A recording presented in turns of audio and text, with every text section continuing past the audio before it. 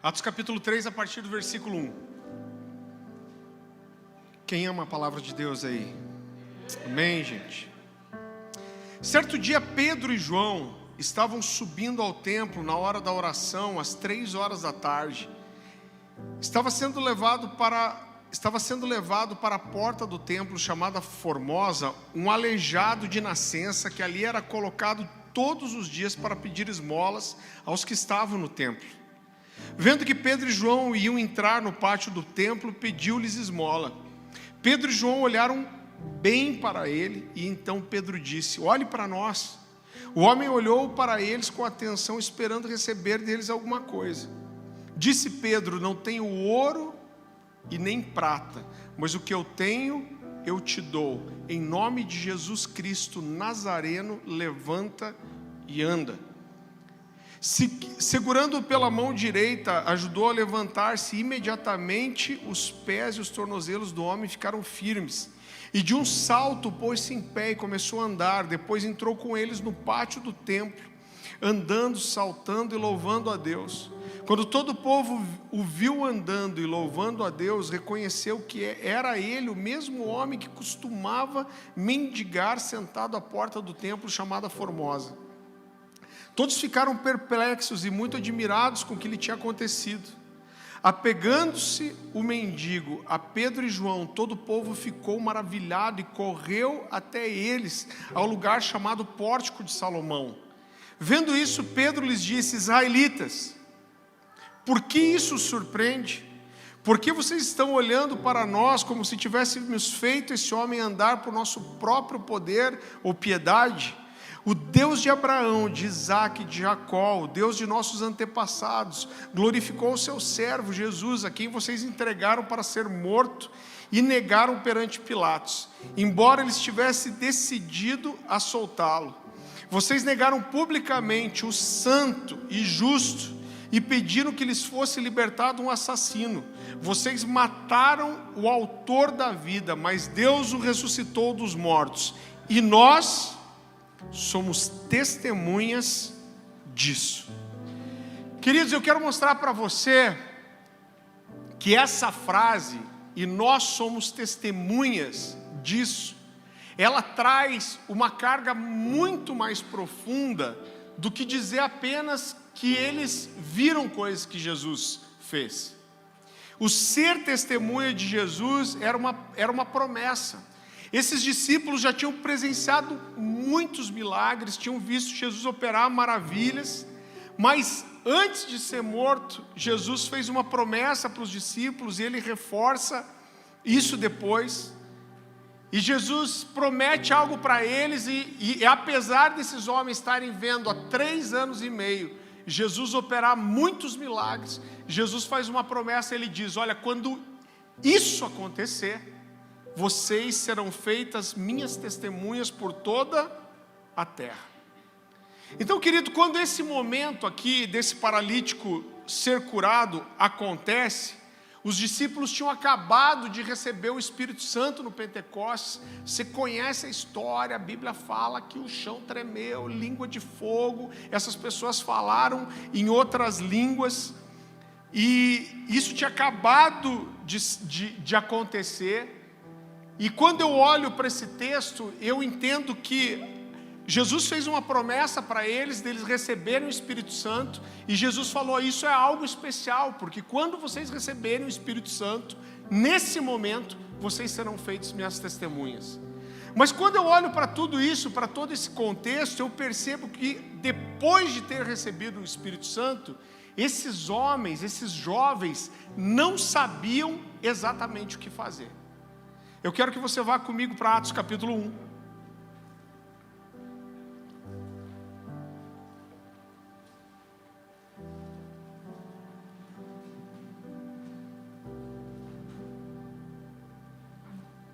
A partir do versículo 1, a palavra do Senhor diz assim: escrevi o primeiro livro, ó Teófilo, relatando todas as coisas que Jesus começou a fazer e ensinar até o dia em que, depois de haver dado o mandamento por intermédio do Espírito Santo aos apóstolos que escolhera, foi elevado às alturas. A esses também, depois de ter padecido, se apresentou vivo, com muitas provas incontestáveis, aparecendo-lhes durante 40 dias e falando das coisas concernentes ao reino de Deus. Então ele está falando não só dos milagres que eles viram, mas que depois de Jesus ter ressuscitado, por 40 dias, Jesus esteve andando entre eles. A esses também, depois de ter... Opa, aqui eu já li, né? Isso. E comendo com eles, determinou-lhes que não se ausentassem de Jerusalém, mas que esperassem a promessa do Pai, a qual disse ele: de mim ouvistes, porque João na verdade batizou com água, mas vós sereis batizados com o Espírito Santo não muito depois desses dias. Então os que estavam reunidos lhe perguntaram: Senhor, será que esse tempo em que restaures, que é esse tempo em que restaures o reino de Israel?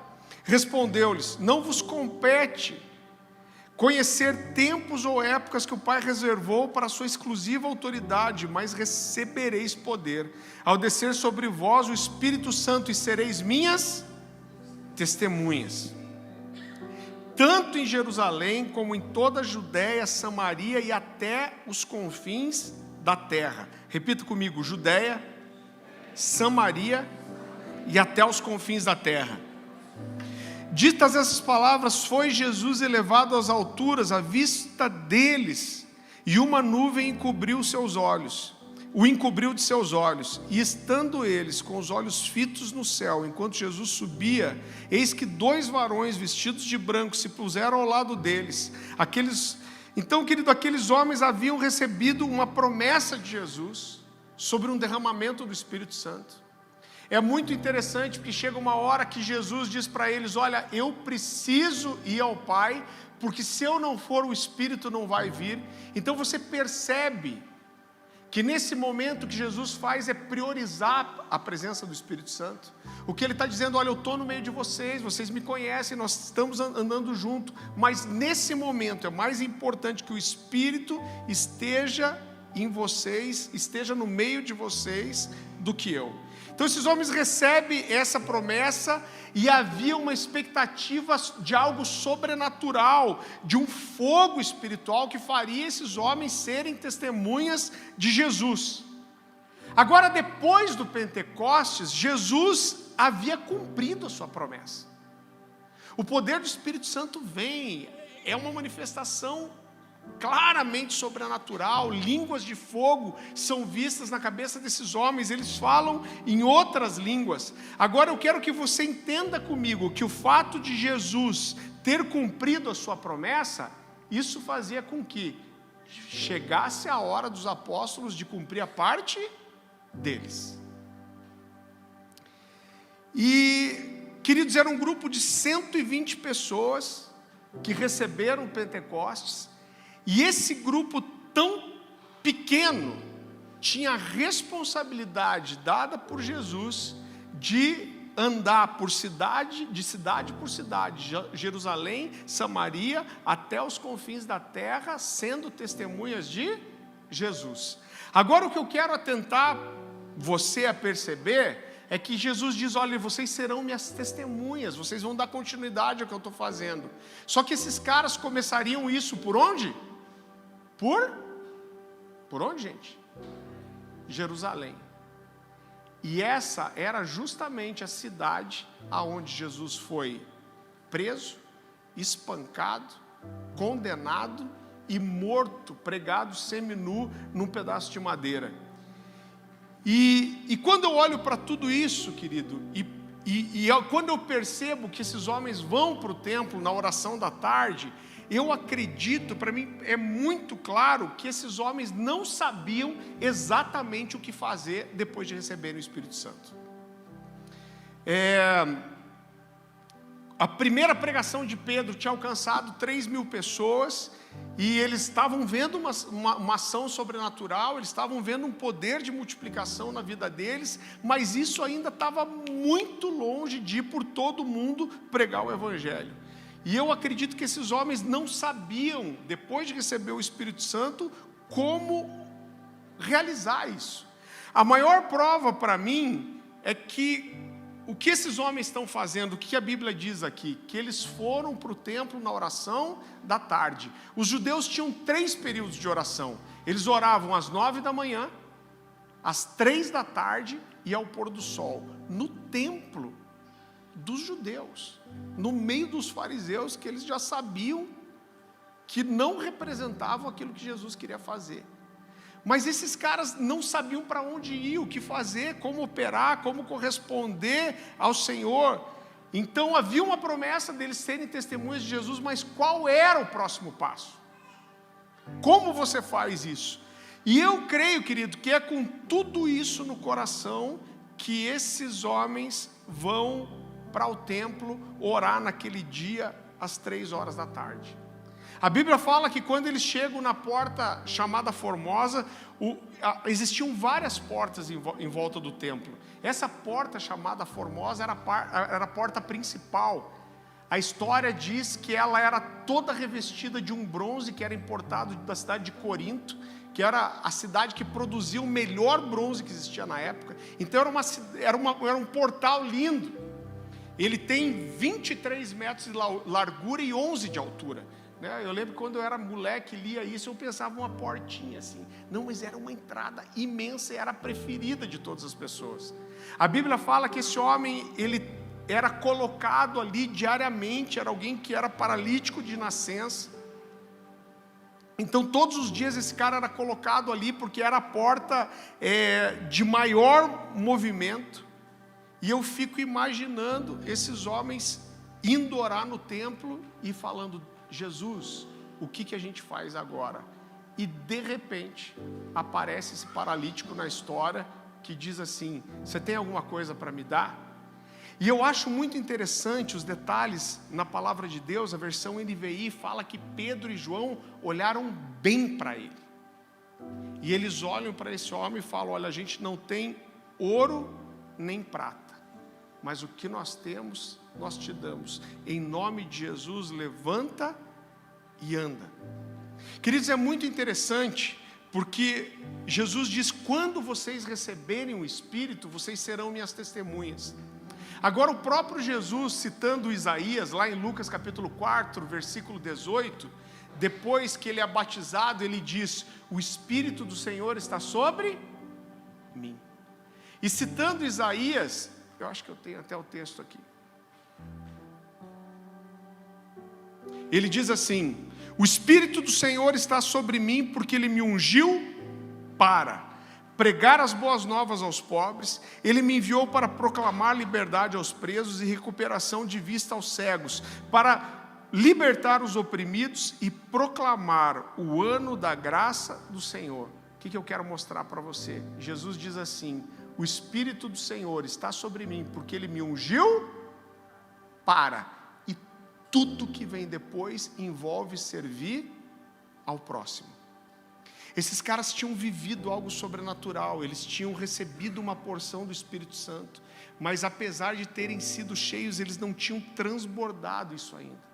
Mas a Bíblia diz que quando eles olham para aquele paralítico no templo, que provavelmente estava ali dia após dia, vez após vez, oração após oração, esses homens olham para ele e falam: nós não temos ouro nem prata, mas o que nós temos, nós te damos. Em nome de Jesus o Nazareno, levanta e anda. A Bíblia fala que Pedro puxa esse cara pela mão. Eu não sei se já viu uma cura de paralítico. Eu já vi, irmão. Eu conheço muita gente que viu cura e ouviu os ossos estalarem quando a pessoa foi levantada. E a Bíblia fala que quando ele se levanta, os seus tendões e as suas pernas, pela primeira vez na vida, começam a se firmar. E imagina o que foi para esse homem pela primeira vez na vida ficar ereto, irmão. E a Bíblia diz que ele fica tão empolgado que ele começa a entrar saltando. Então existiam vários pátios, em volta do templo. O que era colado junto do templo era o pórtico de Salomão, e eram 9 portões até esse cara chegar no pórtico de Salomão. E a Bíblia diz que ele sai saltando e pulando e gritando e adorando ao Senhor, e conforme ele vai passando por aqueles portais, as pessoas vão se juntando em volta deles. E de repente todo mundo reconhece que aquele paralítico é o que estava lá desde sempre. E eu fico imaginando a reação de Pedro e João. Eles estão ali curtindo o milagre, vendo a alegria daquele homem, mas de repente a multidão começa a se juntar e as pessoas estão maravilhadas, e elas estão dizendo: olha, o paralítico que está sempre aqui, a gente conhece esse homem, a gente sabe quem ele é. E quando Pedro percebe o olhar de espanto dessas pessoas, ele começa a dizer: israelitas, por que vocês estão surpresos? Vocês acham que foi a gente que fez isso? Ele diz: não, quem fez isso foi Jesus, aquele Jesus que vocês mataram.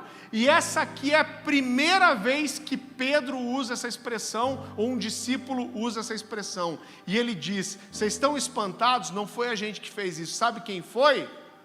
Jesus, do qual nós somos testemunhas. E para mim foi nesse momento aqui que os apóstolos entenderam que ser uma testemunha de Jesus era muito mais do que só perceber o que Jesus fez, mas que era andar como Jesus andou, no mesmo poder que ele andou. E eu acho tão forte essa expressão, porque Pedro e João olham para ele e falam assim: olha, nós não temos ouro nem prata, mas o que a gente tem, nós vamos te dar. Em nome de Jesus, levanta e anda. E eu olho para isso, querido, e esse texto grita no meu coração, me faz eu me fazer uma pergunta: o que eu tenho para dar? Se é uma testemunha de Jesus, o que você tem para oferecer para as pessoas? Se você encontrasse esse paralítico, se você encontra um paralítico na porta da igreja, o que você tem para entregar para essas pessoas? Queridos, eu nasci num lar cristão, e eu posso dizer assim para vocês, sem receio nenhum, que os primeiros exemplos que eu tive do que é ser um cristão de verdade vieram dos meus pais.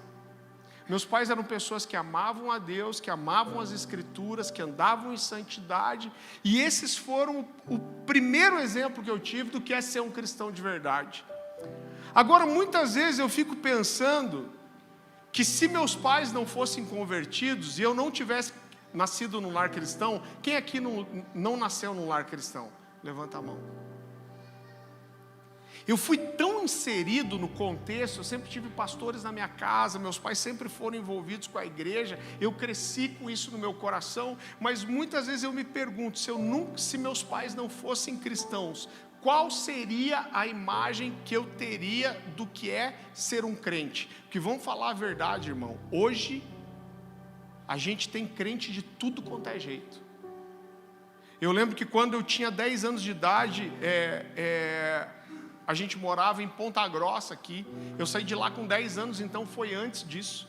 Eu lembro que um dia eu estava brincando na rua com os meninos, com os amigos, e de repente um menino chegou para mim e falou assim: você é crente, né? Eu falei: sou. Ele falou: nossa, lá naquela outra rua lá, ó, mora um crente também. Por quê, irmão? Porque quase não tinha crente. Era raro você conhecer o que era aquele crente raiz, que conhecia a palavra, que ia com a Bíblia debaixo do braço para a igreja. Agora hoje, irmão, a gente tem até um monte de artista sem vergonha aí dizendo que é crente, não é? Agora, eu me pergunto isso, eu fico pensando: Deus, se eu não tivesse essa experiência em casa, como seria difícil identificar nos nossos dias o que é ser um cristão de verdade. E a impressão que eu tenho é que muitas vezes aqui dentro da igreja, irmão, você, nós temos uma imagem errada, distorcida do que significa ter testemunho. Você sabe que é muito comum a gente ouvir das pessoas, e isso até parece um discurso espiritual, mas você ouvir gente dizendo assim: ó, eu quero dizer que não importa o que os outros pensam de mim, o que importa é o que Deus sabe de mim. Então não importa, deixa os outros que falem, não importa a impressão dos outros, Deus sabe quem eu sou, Deus conhece meu coração, e é isso que importa. E esse até parece um discurso espiritual, se a pessoa não está nem aí para a opinião das pessoas, ela está muito firmada nela, o que interessa é o que Deus pensa dela. Mas será que é assim de verdade? Eu não estou nem aí para o que os outros falam. Agora eu quero dizer para você que isso é um pensamento mundano e secular. Se você é um crente de verdade, você não pode estar nem aí para o que os outros dizem.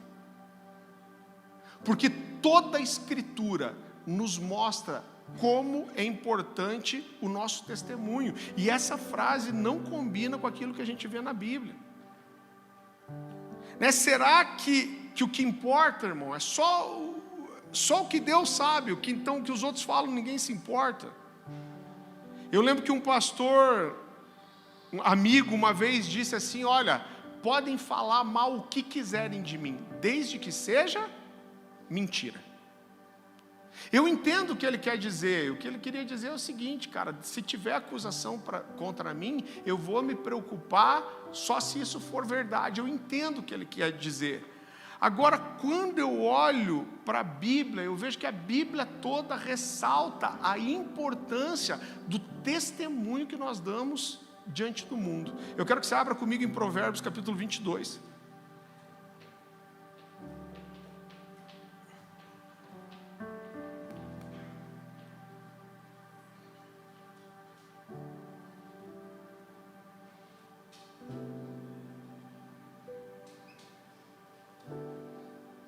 Versículo 1, Provérbios 22, 1, a palavra do Senhor diz assim: mais vale o bom nome do que as muitas riquezas, e o ser estimado é melhor do que a prata e o ouro. Agora eu quero que você vá comigo para 1 Tessalonicenses. 1 Tessalonicenses capítulo 5, versículo 22. A palavra do Senhor diz assim: abstende-vos, ou afastai-vos, apartai-vos de toda aparência do mal. Eu sei que tem algumas versões que usam abstenham-se de toda forma de mal, mas na verdade a palavra grega aqui é eidos, é a palavra grega eidos, que fala de uma aparência que é externa, que é mostrada para os outros. Agora, por que a Bíblia está dizendo isso, querido? Você percebe que a Bíblia está dizendo que não é só para a gente se apartar do mal, mas é para a gente se apartar até daquilo que parece mal. Você consegue entender? Agora, por que a Bíblia diz para a gente não só se afastar do mal, mas se afastar da aparência do mal? Sabe por quê? Porque o nosso testemunho é importante. Então talvez você esteja pensando assim: então está todo mundo lascado, porque vai ter sempre alguém para julgar a gente, para falar mal da gente. Irmão, isso é verdade. A gente está sempre sujeito a alguém falar mal da gente, a gente ser mal interpretado, ser julgado, ou simplesmente nos caluniarem para nos prejudicar. Mas a grande questão não é essa. A questão é se eu dou motivo para isso ou não. Existe uma diferença muito grande em simplesmente alguém te perseguir para querer te fazer mal, ou você realmente dar motivo para alguém de mau testemunho. Eu quero que você abra comigo em Tito capítulo 2.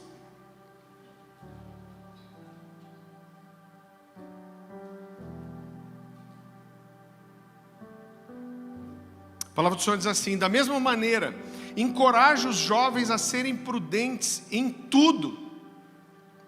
Em tudo seja você mesmo um exemplo para eles, fazendo boas obras. Em seu ensino mostre integridade e seriedade. Use linguagem sadia, contra a qual nada se possa dizer, para que aqueles que se põem a você fiquem envergonhados por não poderem falar mal de nós.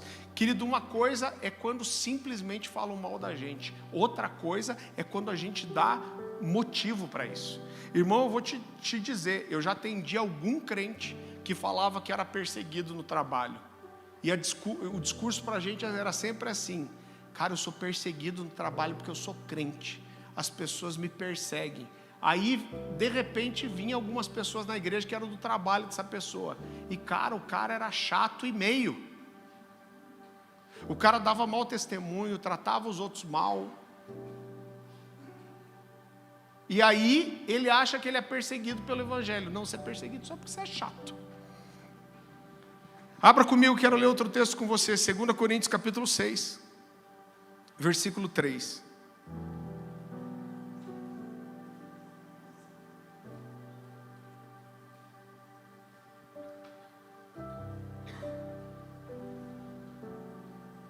A palavra do Senhor diz assim: não damos motivos de escândalo a ninguém em circunstância alguma, para que o nosso ministério não caia em descrédito.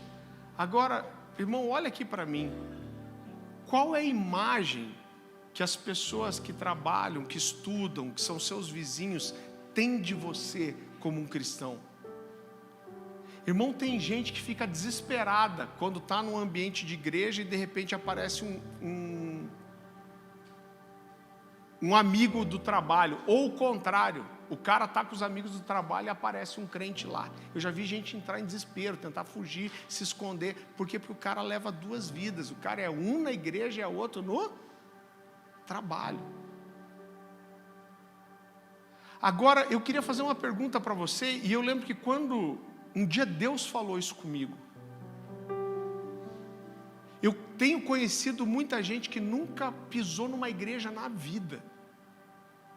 A gente tem pessoas no nosso condomínio que nunca pisaram numa igreja evangélica.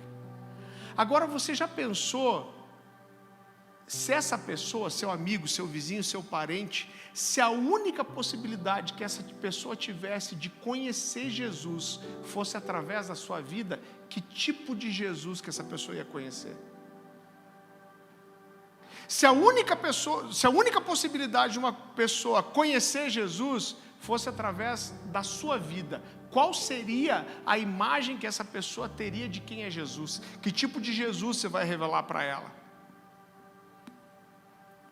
Eu lembro que um pastor amigo meu, ele me dizia assim, ele falou: Farley, deixa eu te falar uma coisa, se você não sabe como um cristão deve se portar, todos os seus amigos que não são crentes, sabem como você é crente, eles vão saber, e eles vão estar sempre de olho, sabendo se você, procurando ver se você anda como um cristão ou não.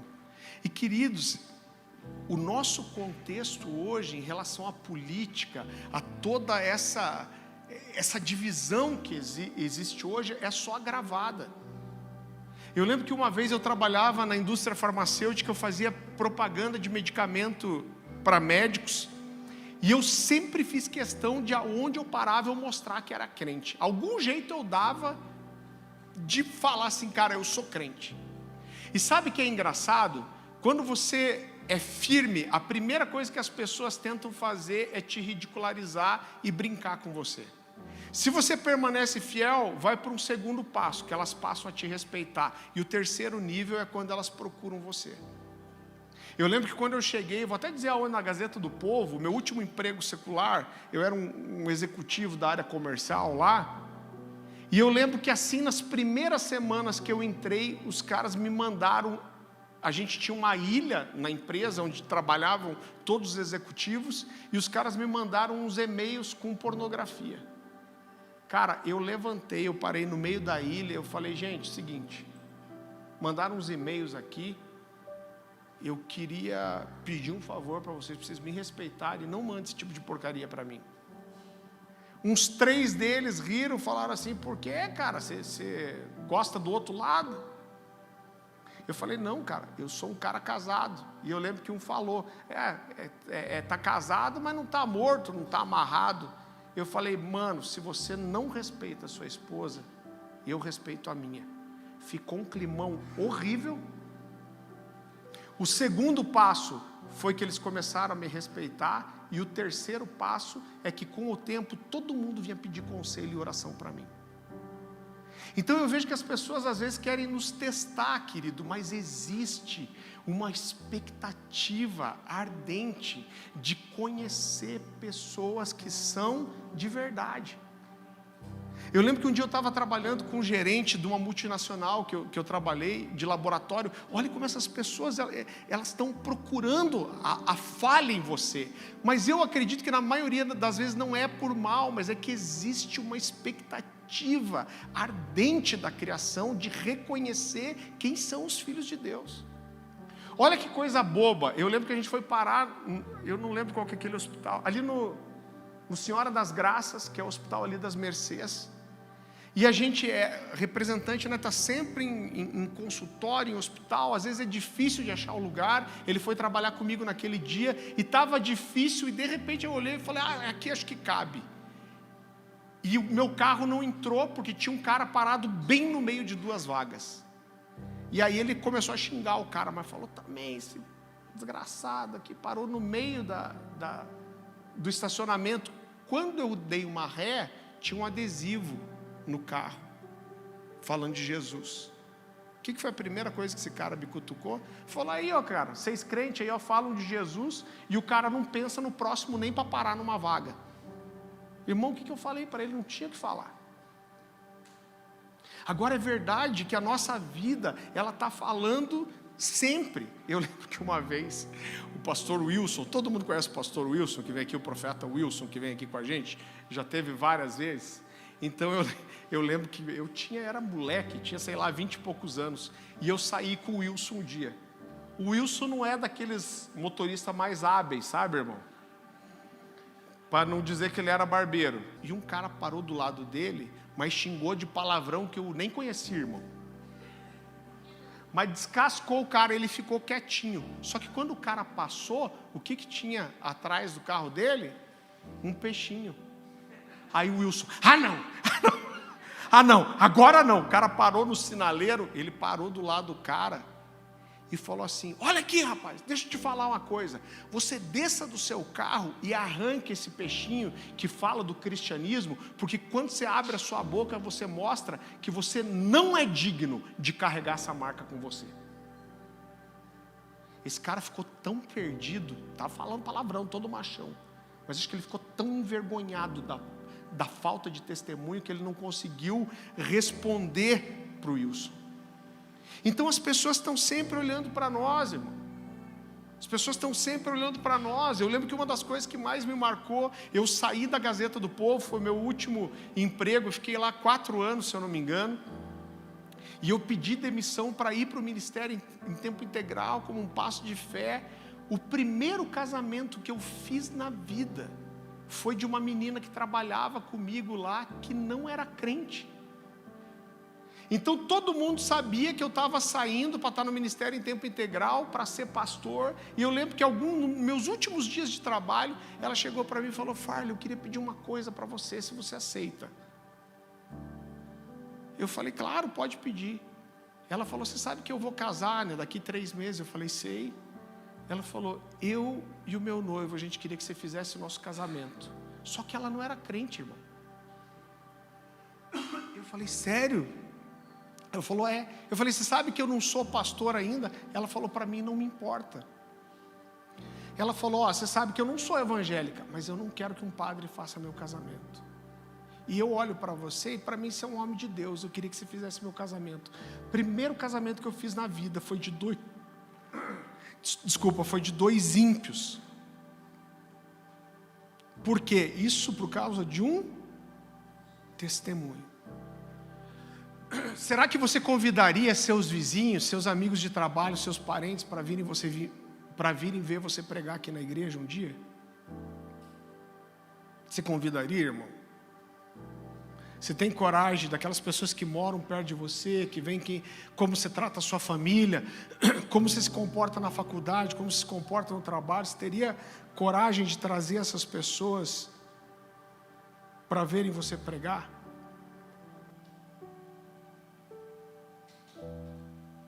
Agora, a minha pergunta é, o que você tem para dar para o mundo? Pedro e João olharam para aquele paralítico e falaram, eu não tenho ouro nem prata, mas eu tenho algo para te dar. E a minha pergunta é, o que você tem para dar? Agora, você sabe que às vezes a gente se acostuma, querido, Com algumas coisas a gente se acostuma a ver a necessidade das pessoas. Sabe o que? Aquela diarista, talvez, que trabalha na casa da sua sogra, da sua mãe, e que está lá todo dia, e talvez você nunca parou para perguntar sobre a necessidade de vida dessa pessoa. Ou talvez aquele cara que guarda teu carro perto do trabalho, e você vê aquela pessoa todo dia ali, e você se acostuma com ela.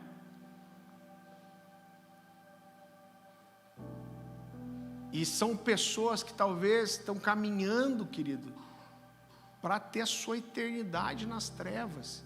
E você carrega algo e você nunca derramou sobre essa pessoa. Eu lembro que eu conheci um missionário da Jocum um dia, um cara precioso, e eu perguntei assim, cara, como que você veio para Jesus? Porque era um cara que tinha pouco tempo de conversão, acho que 2, 3 anos, e já tinha ido embora para missões, entregou a vida dele. Falou, cara, eu trabalhava com um cara que era crente, e toda vez que ele falava alguma coisa, eu ficava curioso para ouvir, porque eu nunca tinha pisado numa igreja evangélica na vida. Mas eu trabalhava com ele 4 anos, ele nunca tinha me convidado para ir na igreja. Um dia me deu uma raiva, eu falei, o cara não me convida, eu vou me convidar. Um dia eu chamei ele e falei assim, cara, eu posso ir na sua igreja? Eu sei que você nunca me convidou, mas eu posso ir? E esse cara foi uma vez e se converteu. Tá feio o negócio, né, irmão? Agora isso, querido, tem que estar no nosso coração, o nível de testemunho que nós damos, né? Agora a gente, o Márcio, que é um discípulo meu lá de Santa Catarina, um médico, ele falou uma frase que eu nunca mais esqueci. Ele falou assim, cara, o evangelho de Jesus, ele vai além do tudo bem. Ele falou, toda vez que eu dou um bom dia para alguém e falo, tudo bem? Eu fico tentando olhar para essa pessoa e discernir no Espírito se está tudo bem mesmo. E eu entendo que eu, como homem de Deus, eu preciso ir além desse lugar. Eu quero que você abra comigo em Lucas capítulo 22.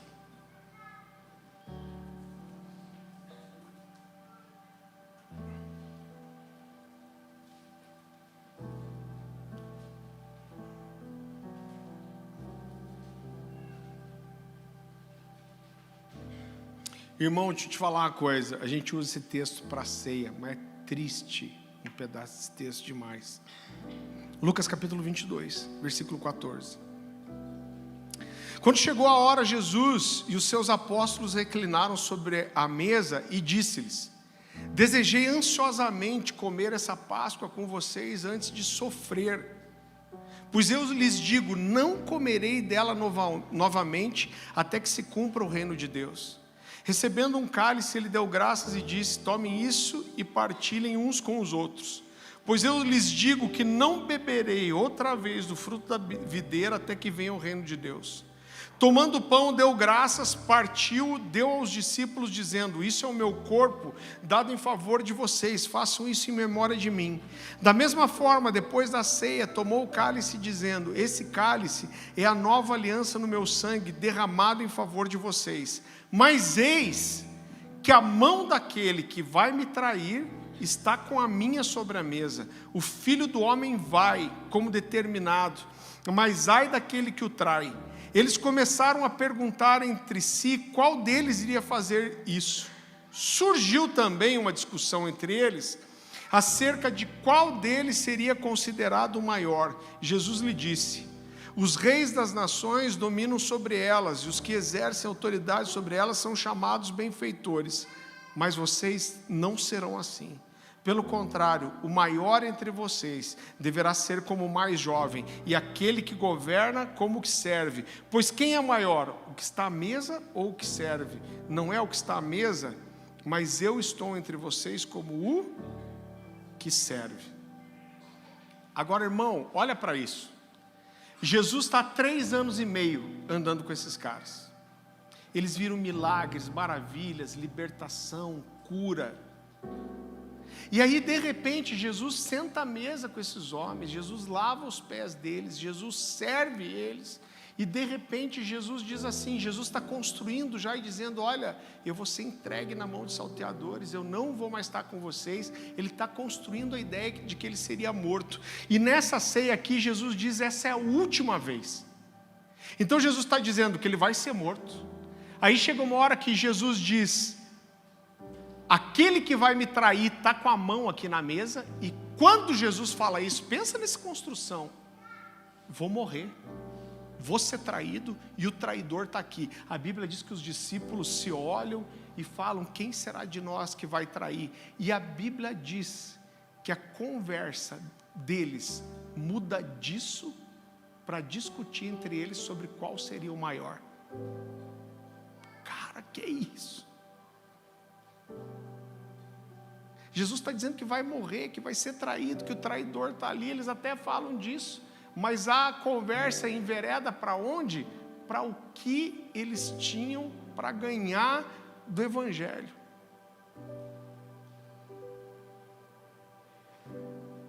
Então, querido, eu vejo que muitas vezes a gente faz isso com o reino de Deus. A gente está aqui dentro da igreja, a gente está aqui no meio dos irmãos, e às vezes o nosso coração, a única coisa que existe nele é o que nós podemos ganhar com o Evangelho, qual bênção nós podemos receber, que resposta eu posso obter, que graça pode chegar na minha casa. Mas Jesus ensina aqui um princípio de serviço, e ele começa lavando os pés desses homens, e a indiferença deles mexe com o meu coração. Eu quero que você vá comigo para João capítulo 13.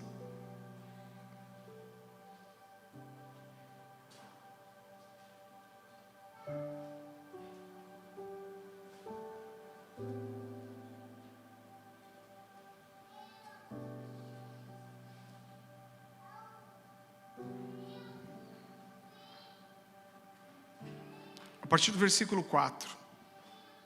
Aqui fala sobre quando Jesus lava os pés dos discípulos, e a palavra do Senhor diz assim: assim levantou-se da mesa, tirou a sua capa e colocou uma toalha em volta da cintura. Depois disso derramou água numa bacia e começou a lavar os pés dos seus discípulos, enxugando-os com a toalha que estava em sua cintura.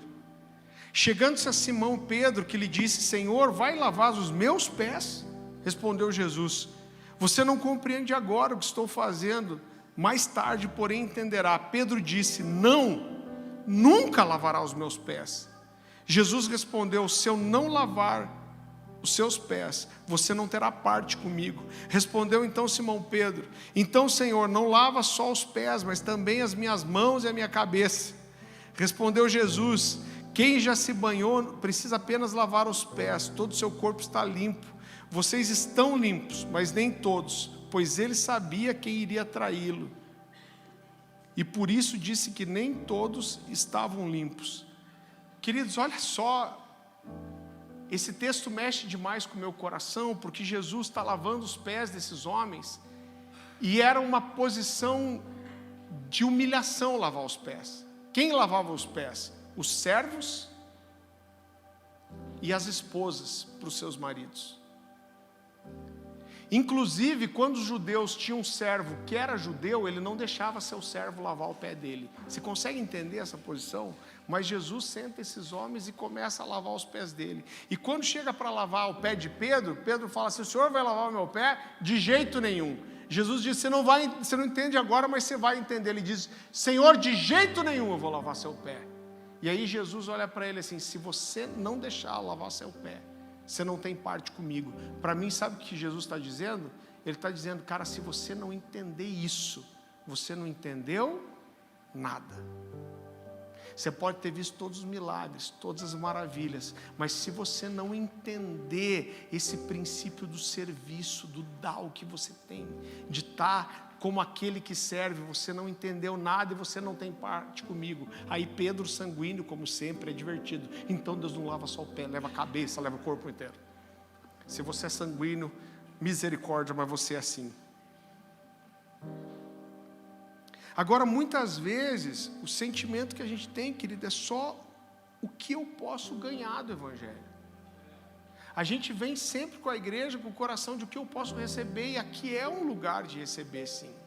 mas o que eu posso dar, o que eu tenho para dar, o que eu tenho para oferecer. O Espírito do Senhor está sobre mim, porque Ele me ungiu para, e tudo que vem depois envolve servir ao próximo. Agora eu quero fazer uma pergunta para você: quando foi a última vez que você realmente abriu mão de alguma coisa que era importante para você, para abençoar a vida de outra pessoa? Sabe, porque às vezes a gente até tem uma medida de generosidade, mas a nossa medida de generosidade é dar para alguém aquilo que a gente não quer mais, ou aquilo que a gente não precisa.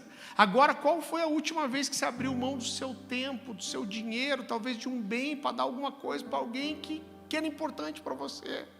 Eu preguei alguns meses atrás, logo a gente vai trazer essa mensagem de volta, uma mensagem chamada Graça e Generosidade. Eu estava muito querendo comprar uma TV lá para a sala de pastores, porque além da gente poder ter um tempo ali com os pastores, comunhão, as crianças poderiam usar a TV, e eu estava já assim há mais de um mês pesquisando o preço de TV.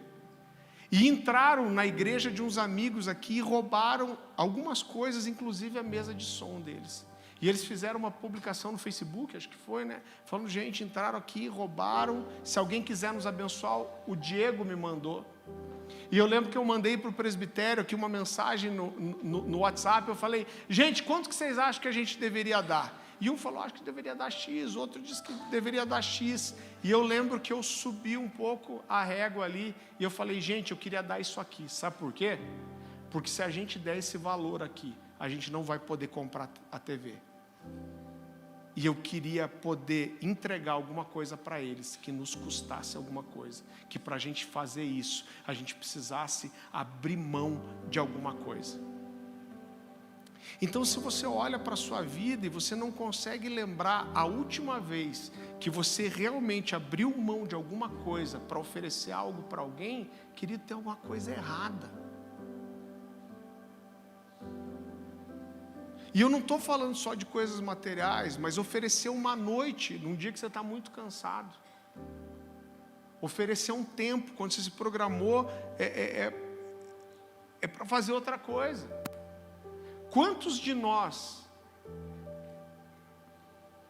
e eu sei que Deus quer trazer algo nesse sentido, quantos de nós aqui teríamos a capacidade de lavar os pés de Judas, mesmo sabendo que ele estava prestes a nos trair?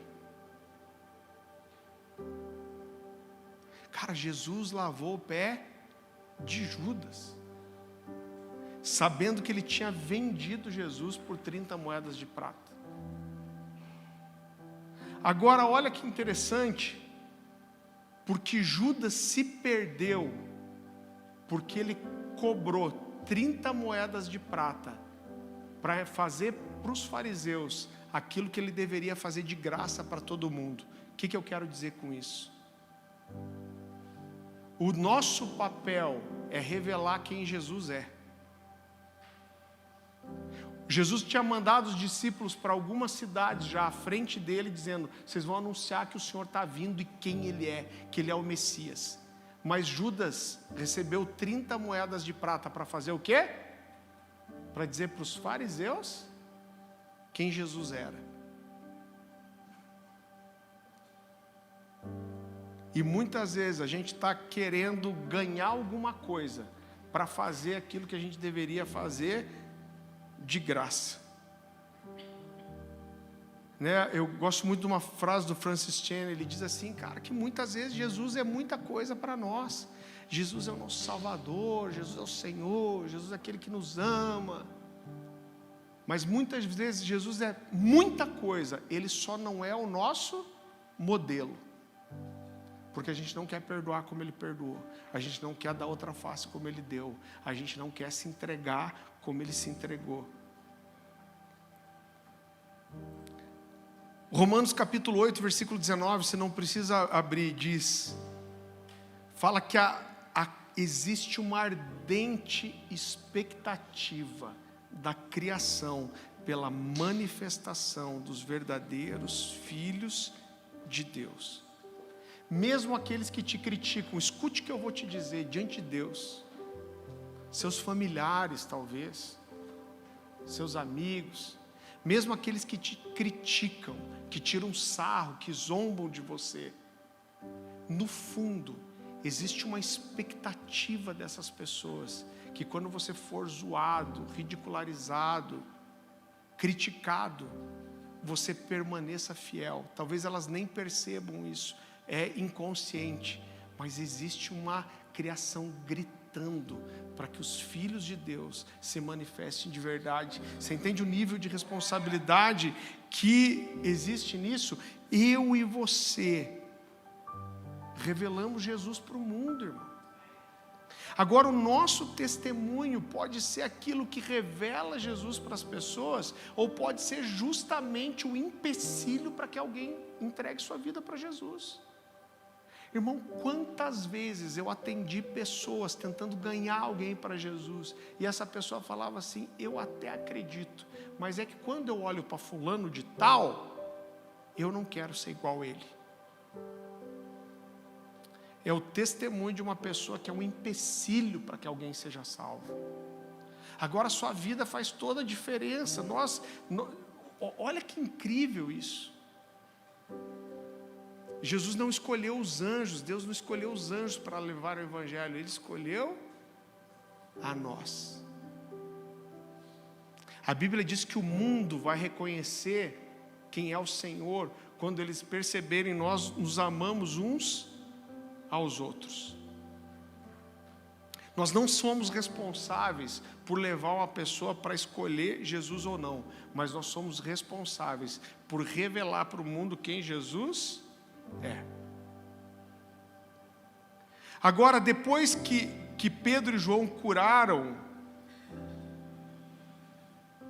aquele paralítico na porta do templo, eu falei sobre isso em outra mensagem, você conhece a história, ele começa a pregar.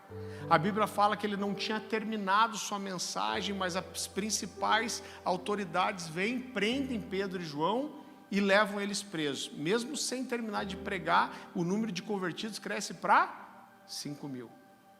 Eles são açoitados, ameaçados de morte, mas no dia seguinte eles têm a oportunidade de se levantar para se defender.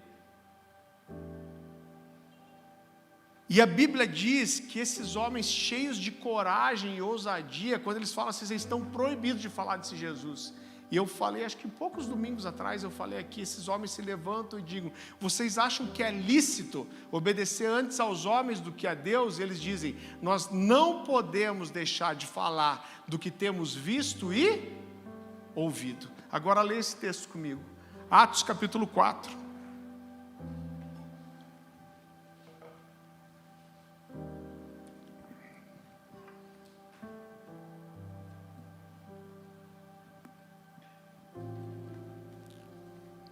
Versículo 13.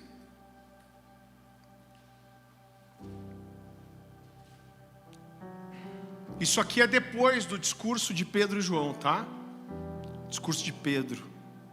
A palavra do Senhor diz assim: vendo a coragem de Pedro e João, e percebendo que eram homens comuns e sem instrução, ficaram admirados e reconheceram que eles haviam estado com Jesus. Agora, sabe o que é ser uma testemunha de Jesus? É levar as pessoas a perceberem que você esteve com Ele.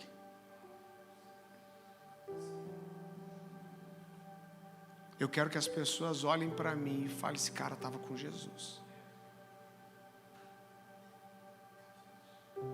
Eu contei para vocês, eu vou repetir, porque essa história se encaixa tão bem aqui. Na outra igreja que eu era, a gente decidiu em presbitério que nós iríamos ir para a igreja toda manhã para orar. A igreja ficava aberta de manhã para oração. E um dia a gente conversou em presbitério, essa ideia parecia tão boa. A gente falou, vamos todo mundo, todos os pastores, para orar na igreja das 10 às 11 da manhã. E parecia tão boa aquela ideia, a gente falou, a gente vai estar junto, a gente vai orar, e a ideia era assim, a igreja vai estar reunida lá e eles vão ver que a gente está orando, e isso a gente vai estimular as pessoas a orarem também, parecia uma ideia genial. Agora, normalmente, irmão, eu passava em oração na minha casa, das 8h30 ao 12h30. Só que eu falei, eu tenho que estar 10 horas lá para oração. Para estar 10 horas eu tenho que sair de casa 9h30. Mas para sair de casa 9h30, umas 9 horas eu tenho que estar tomando banho já. Então eu parei de acordar 8h30 da manhã e comecei a acordar 9, tomava banho e já ia para a igreja. Primeira coisa que eu perdi, esse tempo de banho e pegava meia hora de trânsito. Eu vou confessar a minha falha e meu pecado aqui para você. O trânsito consegue me tirar a minha paz às vezes, irmão. Então já chegava na carne na igreja, irritado. Aí chegava lá, às vezes a gente se encontrava, às vezes a gente orava junto, às vezes que a gente conversava alguma coisa da igreja, às vezes alguém que estava na igreja chamava a gente para conversar. E eu vou te dizer que essa oração, que deveria ser das 10 às 11, nos melhores dias durava 40 minutos. Por quê? Porque 11 e pouco eu tinha que sair para vir para casa mais meia hora de volta para levar as crianças para a escola. Qual que foi o resultado disso? É que o período de devocional que eu tinha, que era de 4 horas todo dia, virou em 40 minutos. Irmão, eu vou falar para você que 1 ano depois eu estava seco, com a minha vida de oração, minha vida devocional caiu lá embaixo. Um pastor amigo meu dizia assim: quem dá muito de beber tem que voltar várias vezes à fonte. Então eu não estava voltando e me enchendo.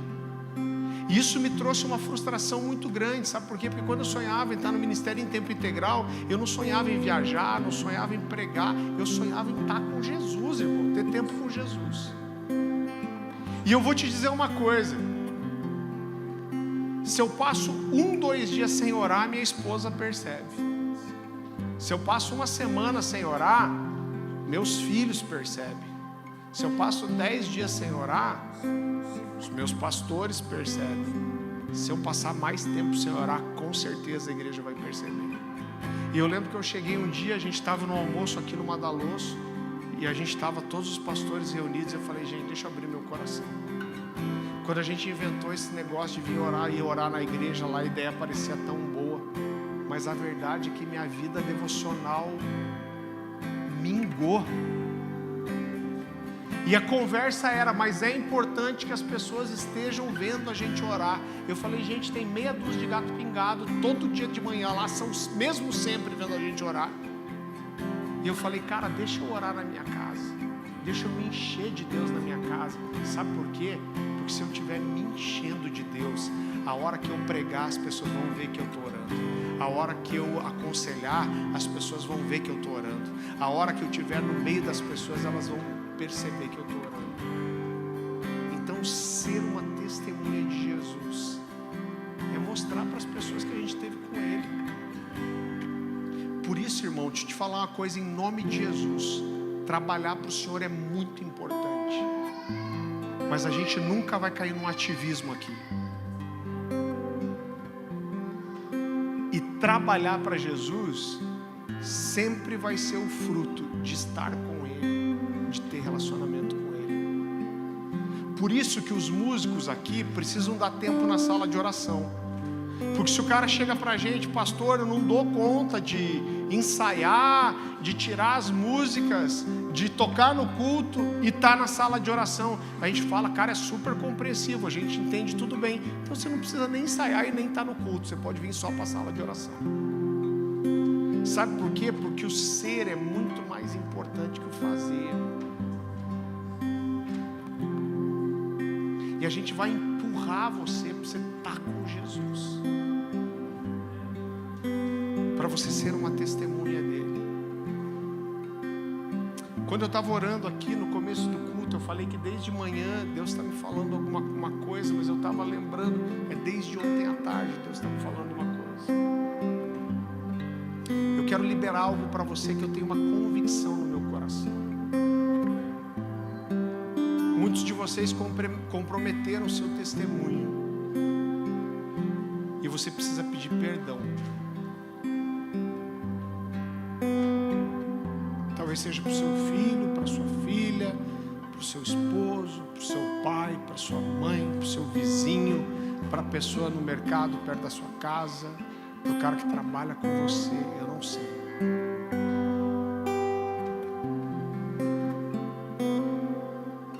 Senhor me falava muito especificamente de alguém que precisa liberar perdão. Sua falta de perdão é um mau testemunho. Você precisa encontrar esse lugar no seu coração. Você precisa procurar essa pessoa e liberar isso.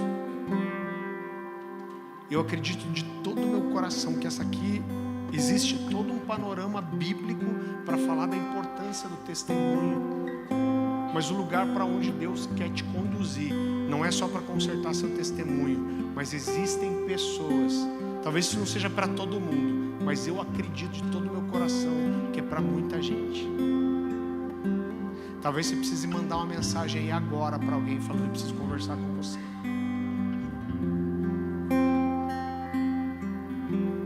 Talvez você diga que perdoou, mas você não consegue mudar de atitude. Você sabe, irmão, deixa eu te ensinar uma coisa. Isso não é bíblico, tá? Isso é do meu coração, é o meu termômetro. Quando alguém me faz uma ofensa, eu fico brigando com as minhas emoções e clamando a Deus até que eu consiga fazer uma coisa, até que eu consiga dobrar meu joelho e falar: Deus, em nome de Jesus, eu libero essa pessoa, e no que depender de mim, eu desejo que ela não sofra consequência nenhuma pelo mal que ela me fez. Porque muitas vezes a gente diz que libera perdão, você está torcendo para ver o cara se lascar. Você fala: Deus, eu perdoo, mas o juízo vai vir.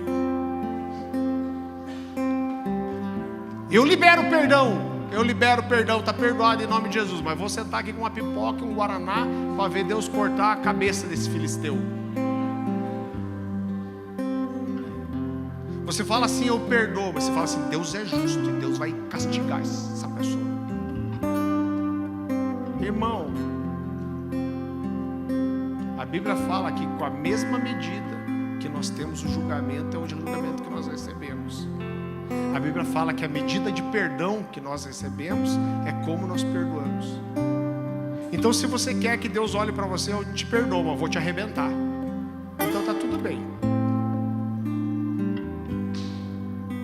Agora, se você não consegue dobrar seu joelho e falar: Deus, eu perdoo essa pessoa, eu sei que eu não tenho, talvez eu não tenha uma medida, e eu não tenho uma resposta teológica para isso, não tenho, e Deus sabe, eu preciso ser sincero com você, mas quando alguém me faz uma ofensa, isso mexe com o meu coração, eu fico brigando até conseguir orar. Fala: Deus, se depender de mim, da minha liberação, eu desejo que essa pessoa não sofra consequência nenhuma.